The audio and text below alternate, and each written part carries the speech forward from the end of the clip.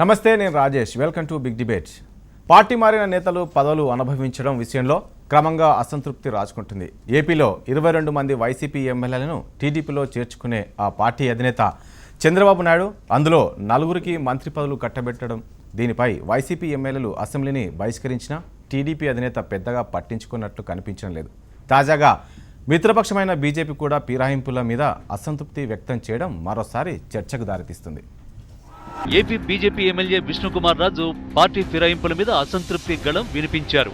ఓ MLA party మారడాన్ని పెద్దగా పట్టించుకోవాల్సిన అవసరం లేనప్పటికీ పార్టీ మారిన వ్యక్తికి మంత్రి పదవి ఇవ్వడం ఏ రకంగా చూసినా కరెక్ట్ కాదన్నారు. పార్టీ ఫిరాయింపుల చట్టానికి వ్యతిరేకంగా నడుచుకుంటామని భావిస్తే అందుకోసం ప్రత్యేకంగా ఓ కొత్త చట్టాన్ని తీసుకొస్తే బాగుంటుందని ఉచిత సలహా ఇచ్చారు.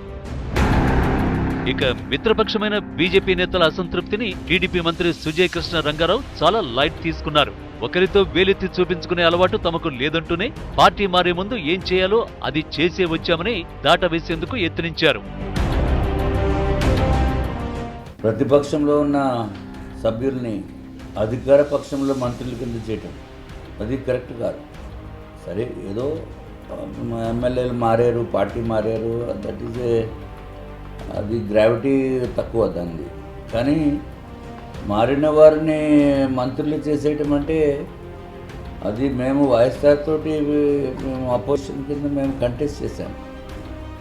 అప్పుడు మరి వాళ్ళు మంత్రులు వాళ్ళని ఎమ్మెల్యేలని తీసుకొచ్చి మంత్రులు చేసి ఆంధ్ర రాష్ట్రాన్ని అంతటికీ మంత్రి చేసేయటం అనేది కరెక్ట్ కాదు.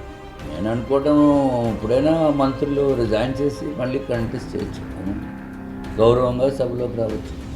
లేకపోతే ఇంకొక విధానం ఉంది, కొత్తగా ఒక యాక్ట్ తీసుకురావాలి. ఎవరైతే ప్రభుత్వము ఫార్మ్ చేసిన తర్వాత ఎవరిని కావాలంటే వాళ్ళని తీసుకుని మంత్రులుగా తీసుకోవడం. మేము ఏలెత్తి చూపించుకోమని ఆ విధంగానే ఇప్పుడు కూడా చెప్తున్నాం. ఈరోజు బీజేపీ ఎమ్మెల్యేగా చెప్పారనో ఇంకెవరో అని కాదు, ఖచ్చితంగా తెలుగుదేశం పార్టీ అధినేత చంద్రబాబు నాయుడు గారు ఏదైతే ఉందో ఆయనకి చాలా స్పష్టంగా మేము చెప్పడం జరిగింది. ఆ ప్రకారంగా ఆయన నిర్ణయం ప్రకారంగా మేము నడుచుకుంటాం. రైట్. ఇక ఇదే అంశానికి సంబంధించి మనతో చర్చలో పాల్గొంటున్నారు వైసీపీ ఎమ్మెల్యే కోన రఘుపతి గారు, ఇక రఘునాథ్ బాబు గారు బీజేపీ నాయకుడు, ఇక విజయవాడ నుంచి బాబు రాజేంద్ర ప్రసాద్ టీడీపీ ఎమ్మెల్సీ, ఆయన కూడా మనతో చర్చలో పాల్గొంటున్నారు. ముందుగా రఘుపతి గారు మీరు చెప్పండి. మనం చూసాం నిన్న విష్ణుకుమార్ రాజు మాట్లాడుతూ ఈరోజు వైసీపీ నుంచి ఎవరైతే టీడీపీలోకి వెళ్ళారో వీళ్ళందరూ కూడా 4గురికి మంత్రి పదవులు ఇచ్చారు. ఇక ఈ మంత్రి పదవులు ఇవ్వాలంటే ఒక చట్టం తెస్తే బాగుండేదని చెప్పేసి ఆయన కొంత వ్యంగ్యంగా కూడా మాట్లాడాడు.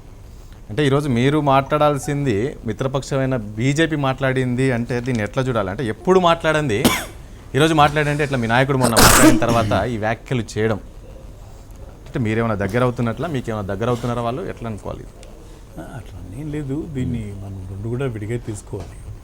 ఇప్పుడు అక్కడ ఒక ప్రశ్న అడిగినటువంటి సందర్భంలో బీజేపీ కనుక ప్రత్యేక హోదా ఇస్తే మీరు మద్దతు ఇస్తారా అన్నటువంటి ప్రశ్నకి అది బీజేపీ అయినా ఇంకొక పార్టీ అయినా ఎవరు మద్దతు ఇచ్చినా అది చాలా ముఖ్యమైన అంశం కాబట్టి తప్పకుండా స్పందిస్తాం, దాన్ని పాజిటివ్గా తీసుకుంటాం అని చెప్పి ఆ రోజు ఆయన కామెంట్ చేశారు.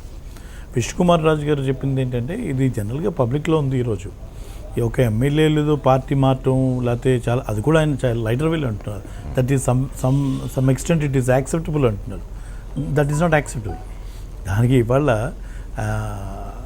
రైట్ ఫ్రమ్ జన్మభూమి కమిటీలను పెట్టి ప్రజాస్వామ్యబద్ధంగా ప్రజల చేత ఎన్నుకొనబడినటువంటి సర్పంచ్ దగ్గర నుంచి ఎంపీటీసీ సభ్యుల దగ్గర నుంచి ఎమ్మెల్యేల దాకా ఎక్కడ కూడా ప్రోటోకాల్ అనేది కానీ మాకున్నటువంటి రాజ్యాంగంలో మాకున్నటువంటి హక్కులు కానీ వీటిని కూడా కాలు రాస్తూ నిర్లజ్జగా అసలు దానికి ఎటువంటి సిగ్గుపడుతున్నాం అన్న ఫీలింగ్ కూడా లేదు. వాళ్ళు చేసేదే కరెక్ట్ అనేటువంటి ఒక ధీమాతో స్వయంగా ముఖ్యమంత్రి గారి కార్యాలయంలో ఆయన స్వహస్తాలతో కండువాలు కప్పి తీసుకొచ్చి కూర్చోబెట్టడం, శాసనసభలో మరి చక్కగా వాళ్ళ అధికార పార్టీ వాళ్ళతో కూర్చొని ఆ బెంచెస్లో కూర్చోటం, ఇది స్పీకర్ గారి సమక్షంలోనే. సో ప్రమాణ స్వీకారం చేసి డిఫరెంట్ పార్టీస్లో ఉన్నటువంటి వాళ్ళు వెళ్ళి ట్రెజరీ బెంచెస్లో కూర్చొని ఉంటే how can it acceptable by for anyone? So ఇది చాలా దుర్మార్గం, దురదృష్టకరం. మరి ఆ బాధతోనే విష్ణుకుమార్ రాజు గారు కూడా అట్లా మాట్లాడి ఉంటారని చెప్పి అనుకుంటున్నాను. ఇదేదో ఒక పార్టీకి సంబంధించిందో లేకపోతే వైఎస్ఆర్సీపీ ఎమ్మెల్యేలు తీసుకొని మంత్రులు ఇచ్చి ఈ రకంగా చేశారనేటువంటి దాంతో కాదు, కానీ జనరల్గా ఇది చేసేటువంటి విధానం ఇది కాదు, Right. ఇది అప్రజాస్వామికం అని చెప్పడానికి పెద్దలు విష్ణుకుమార్ రాజు గారు ప్రయత్నించారు. రైట్ అండి. రఘునాథ్ బాబు గారు, నిన్న ఇదంటే ఎప్పుడు మాట్లాడండి, ఈరోజు మీరు మిత్రపక్షంగా ఉన్నారు, ఎప్పుడు కూడా నాకు తెలిసి ఏదో పైన విమర్శలు చేశారు, కానీ ఎప్పుడు కూడా విష్ణుకుమార్ రాజు బీజేపీ పైన కావచ్చు, చంద్రబాబు నాయుడు పైన కావచ్చు, ఎప్పుడు కూడా వింతగా మాట్లాడలేదు. నిన్న మాట్లాడడం చూస్తే దీన్ని ఎట్లా చూడాలి? ఎందుకు అంటే ఇన్ని రోజులు కనపడలేదా విష్ణుకుమార్ రాజుకి? ఆ రోజు ప్రమాణ స్వీకారం చేసినప్పుడు పక్కలే కూర్చున్నప్పుడు కనిపించలేదా? ఏదో నిన్న మొన్ననో ఏదో ప్రమాణ స్వీకారం చేసినట్టు, ఈ రోజు ఏదో మాట్లాడినట్లు ఎందుకు మాట్లాడాల్సి వచ్చింది? ఇప్పుడు వాళ్ళు విష్ణుకుమార్ రాజు గారు మాట్లాడిన దానికి కొత్త అర్థాలు ఎతికి దీనికి ఏదో టీడీపీకి బీజేపీకి అగాధం వచ్చింది, దూరం అయిపోతుంది అన్నటువంటిది మాత్రం ఏమాత్రం వాస్తవం కాదు. ఇది అబ్సర్డ్. కాకపోతే ఆయన క్యాజువల్గా బహుశా ఆయన మనసులో మాట అది కూడా ఉండొచ్చు, నేనేమి కాదంటలా. ఎందుకంటే వ్యక్తిగతంగా నేను కూడా అనుకుంటుంటాను ఇది అంత కరెక్ట్ కాదు అని. అయితే దీనిలో ఫస్ట్ కాంగ్రెస్ని 2 సార్లు తప్పట్టాల. ఒకసారి టీఆర్ఎస్ ఎమ్మెల్యేలని తీసుకొచ్చి ఆ రోజున కాంగ్రెస్ పార్టీ ఆ రోజున రాజశేఖర రెడ్డి గారు ముఖ్యమంత్రిగా కొంత చేశారు, వాళ్ళకి మంత్రి పదవులు ఇవ్వలేదు. దానికి దీనికి తేడా ఇది ఇంకో స్టెప్ ముందుకెళ్ళింది. రెండవది జగన్మోహన్ రెడ్డి గారు కూడా మరి ఎప్పుడు ఈ ప్రభుత్వం పడిపోతుంది అని అంటే దాని అర్థం కొంతమంది టీడీపీ వాళ్ళని చీల్చి నేను చేస్తాను అని ఇండైరెక్ట్ అర్థం. అదేవిధంగా ఇక్కడ తెలంగాణలో అలాగే కాదు కదా, ఇక్కడ ఏంటంటే అక్కడేమో అభివృద్ధిని చూసి చంద్రబాబు నాయుడు గారి చరిస్మాని చూసి వెళ్తున్నారని చెప్తారు. ఇక్కడేమో జగన్మోహన్ రెడ్డి మా వైపు వస్తున్నారంటే జగన్మోహన్ రెడ్డికి ఉన్నటువంటి క్యాపబిలిటీని బట్టి వస్తున్నాడు అనుకోరు. ఆయన ఏదో లాగేస్తున్నాడను, కొనేస్తున్నాడను.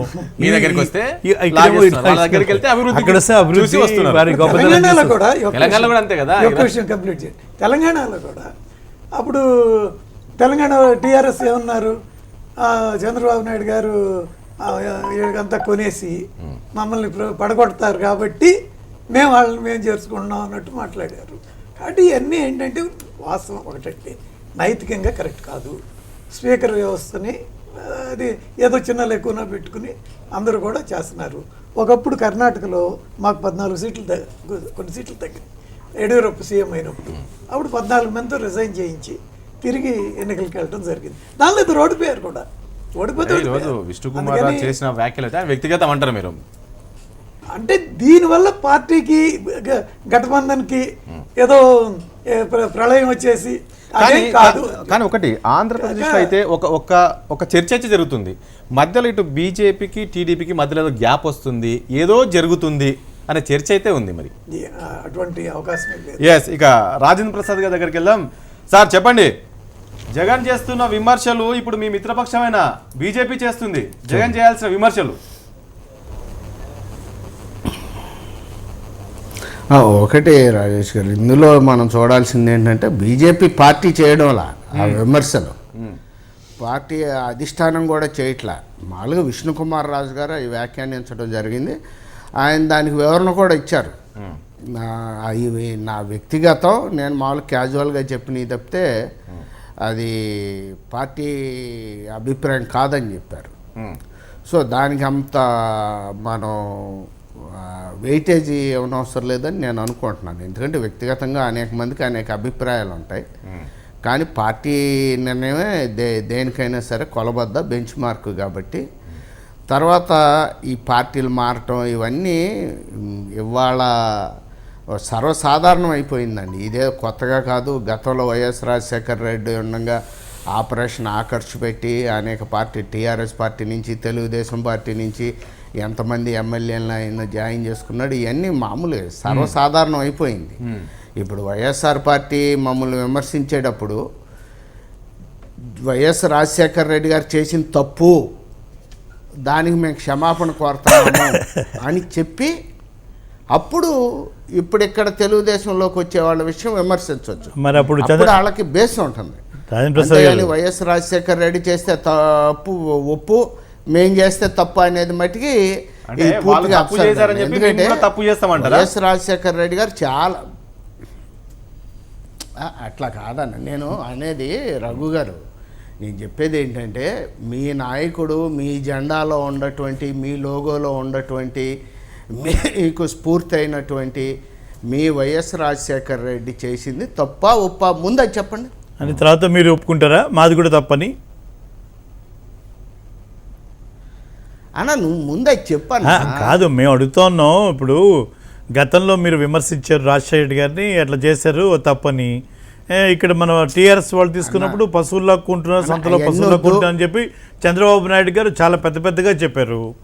మరి మంత్రి వర్గంలో తీసుకోవడం అనేది మరీ అత్యంత దారుణం అని చెప్పి చాలా గట్టి మాటలు చెప్పారు. నేను ఏం చెప్తున్నా, ఇప్పుడు కాంగ్రెస్ పార్టీలో ఇప్పుడు విష్ణుకుమార్ రాజు గారు అన్నట్టుగా సమ్ ఎక్స్టెంట్ ఒక ఎమ్మెల్యే పార్టీ మారటం అనేది కొంత దీనికి వచ్చిన మళ్ళీ ఇంకొక స్టెప్కు వెళ్ళి ఏకంగా మరి మంత్రిగా చేసేస్తున్నారు. ఈ క్రమంలో గవర్నర్ వ్యవస్థను కూడా ఒకసారి మనం ఆలోచించాల్సిన పరిస్థితి వచ్చింది.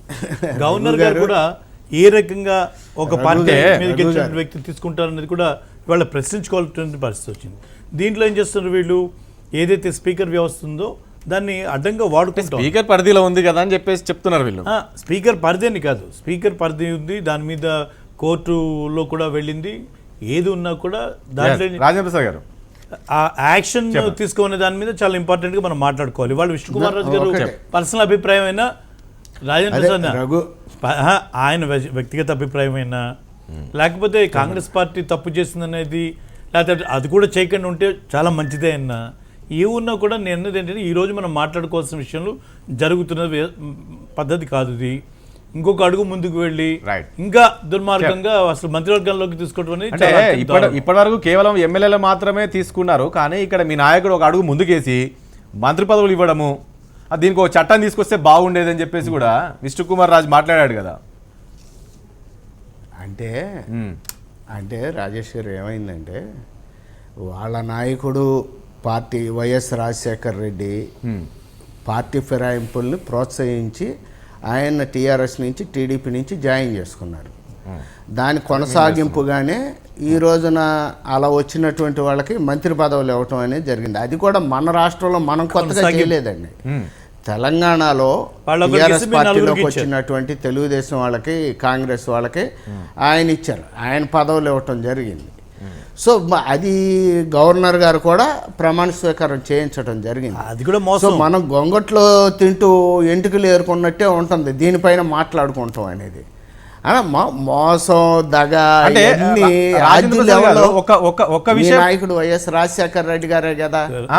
అంటే ఒక విషయం చర్చకు వస్తుంది ఏపీలో ఏంటంటే ఇప్పటి వరకు మాట్లాడండి ఈ రోజు అంటే నిన్న మాట్లాడడం చూస్తుంటే మొన్న ఏదైతే జగన్మోహన్ రెడ్డి ఒక జాతీయ ఛానల్కి ఇంటర్వ్యూ ఇచ్చిన సమయంలో ప్రత్యేక హోదా ఇస్తే బీజేపీతో కలిసి నడవడానికి సిద్ధం అన్న తర్వాత ఈరోజు నిన్న ఆయన మాట్లాడడం చూస్తుంటే ఏంటి అంటే బీజేపీ వైసీపీ దగ్గర అవుతుందా, బీజేపీ టీడీ దూరం అవుతుందా అనే చర్చ అయితే బలంగా వినపడుతుంది కదా.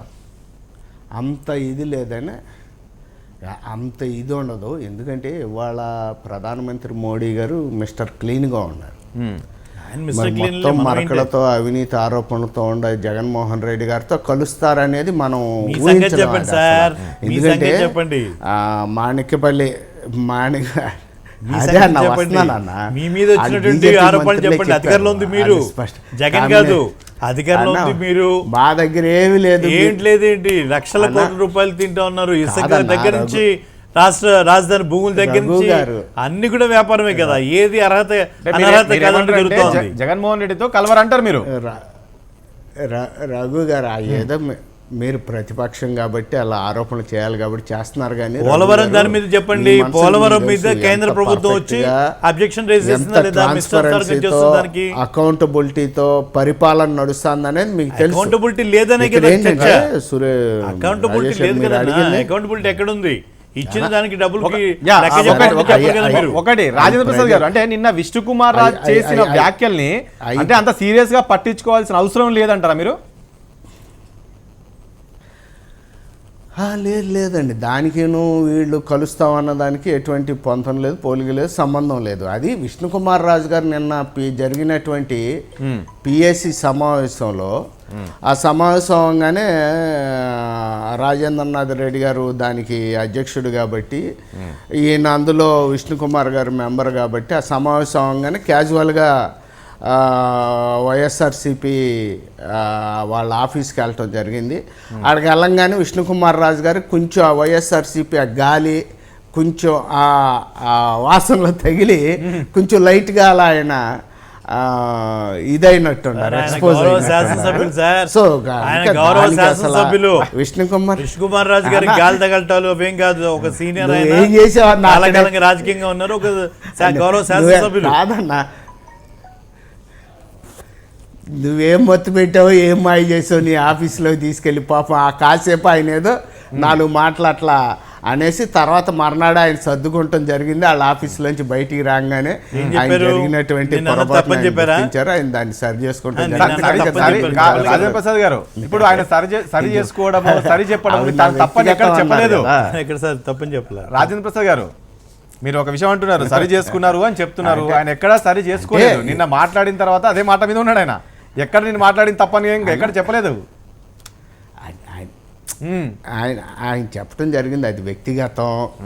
తర్వాత పార్టీలు మారటం ఏం పెద్ద విషయం ఏం కాదు, జనరల్గా జరుగుతున్నాయని.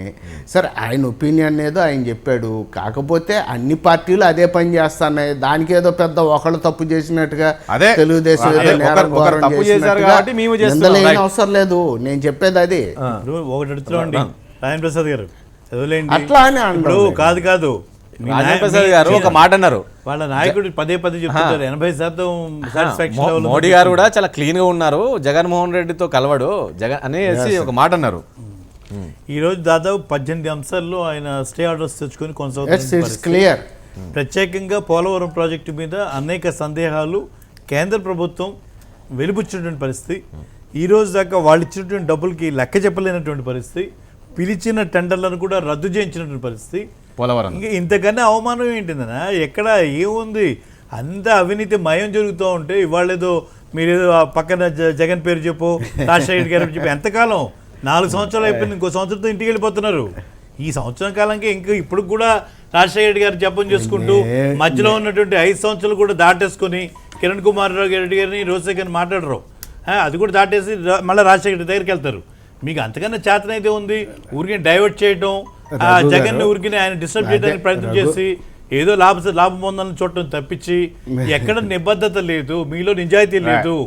మీకున్నటువంటి ఇవాళ ప్రజల్లో ఈరోజు వస్తున్నటువంటి అసంతృప్తి వెలుగులాగా వస్తూ ఉంది. రఘు గారు, అసంతృప్తి వెలుగులాగా వస్తే నంద్యాలలో 25,000 మెజార్టీ రాదు. రండి మరి ఇప్పుడు మంత్రులతో రాజేంద్ర ప్రసాద్ గారు కరెక్టే మీరు అన్నది. ఈరోజు అవినీతి ఉంటే ఇంత ఆరోపణలు వచ్చాయి, ఈరోజు నంద్యాల గెలిచే వాళ్ళం కాదు అంటున్నారు. కానీ ఈరోజు అదే చెప్తున్నారు. మరి మీకు అంత కాన్ఫిడెన్స్ ఉన్నప్పుడు వాళ్ళని రాజీనామా చేయించి మీరు మళ్ళీ ఎన్నికలకు వెళ్తే తెలిసిపోయేది కదా. అది చర్చ లేదు కదా. మేము కూడా శాసనసభ సమావేశాలు అటెండ్ అయ్యేవాళ్ళం కదా. మా మంత్రులు చాలా స్పష్టంగా చెప్పారు, ఎన్నికలకు వాళ్ళు ఏం భయపడట్లేదు, వాళ్ళు రావడానికి సిద్ధంగా ఉన్నారు. కానీ ఇష్యూ స్పీకర్ గారి పరిధిలో ఉంది. స్పీకర్ గారు ఆయన రాజీనామా చేసి ఎన్నికలకు వెళ్ళమంటే ఎన్నికలకు వెళ్తాం. 15 నెలల నుంచి డ్రామా జరుగుతుంది రాజేంద్ర ప్రసాద్ గారు. ఒక్కరోజు ఇదే అన్నా రఘు గారి నీవు నేర్పిన విజయ నీరజాక్ష అని ఇవన్నీ మీరు చేసినయే. గురువింద గింజ సామెతలాగా మీరు చేసి మీరు నేర్పించుకోలేరు, మళ్ళీ మమ్మల్ని అంటారు రఘు గారు. మీరేదో మిస్టర్ పర్ఫెక్ట్ లాగా అనుభవంలో అసలు దిగి వచ్చిన వాళ్ళగా ప్రపంచానికే మేము పాఠాలు నేర్పుతామని చెప్పేవాళ్ళగా తప్పించుకోలేరు. మీ సంగతి చెప్పండి, మీరు చేస్తాం తప్ప చెప్పండి అంతే. రైట్, ఒక బ్రేక్ తీసుకుందాం. బ్రేక్ తర్వాత చర్చ కంటిన్యూ చేద్దాం.